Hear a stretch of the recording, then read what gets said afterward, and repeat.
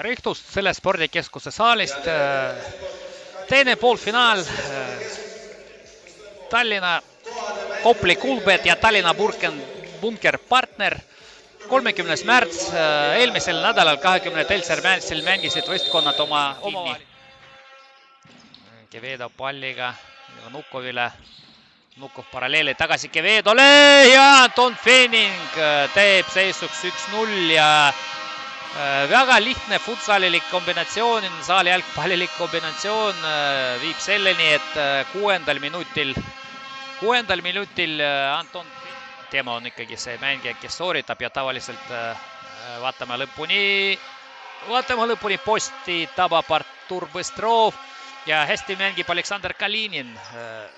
Võib-olla oleks kiiremini, Nokk tahtis lüüa, aga kaotas palli Aksionov ja Nacho blokeeris ja omakorda nüüd Bunkeril kontrrünnakuks võimalus, varba otsaga lööb Nacho ja teine post selles mängus.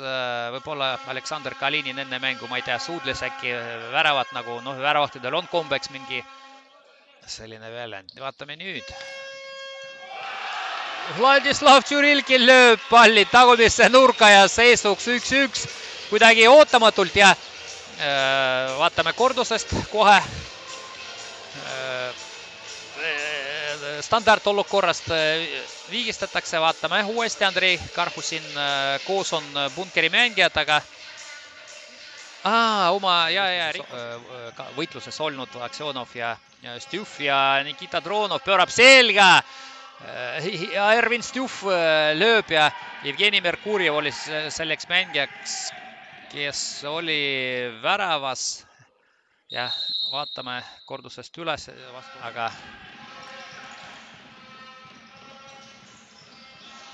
aga nüüd Ervin Stjuf lööb peale ja teine pall maandub Kopli Kulbeti võrgus ja oli ka väike rikošett, aga tõenäoliselt kirjutatakse ikkagi Stjufi nimele see värav. Kaitseliin ja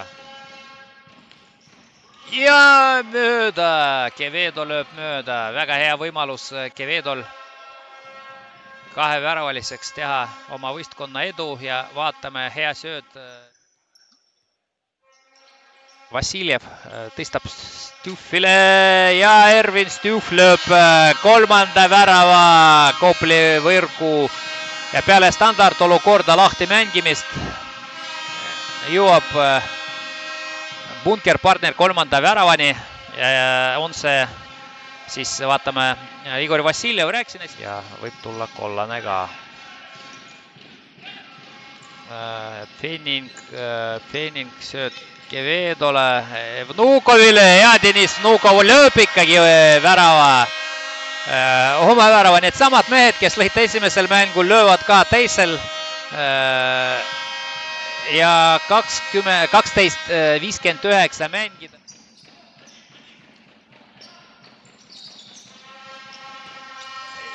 Ja ei olnud siin, viga ei olnud.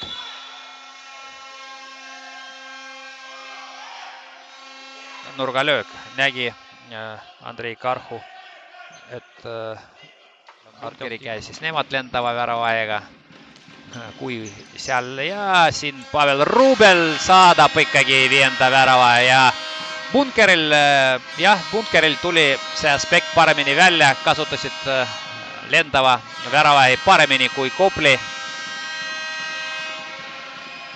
Jälle 3:20 mängida, kiirustas Nikita Dronov, tundub, et kiirustas ja 3-1 vastu ja Kevedo lööb kuuenda värava ja vähem kui minut.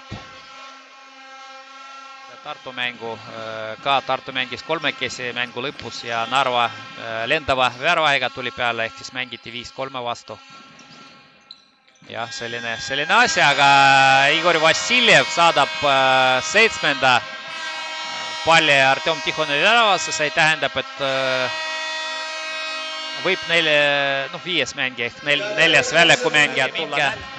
Proovime rääkida kuulata ja on meie mäng lõppenud.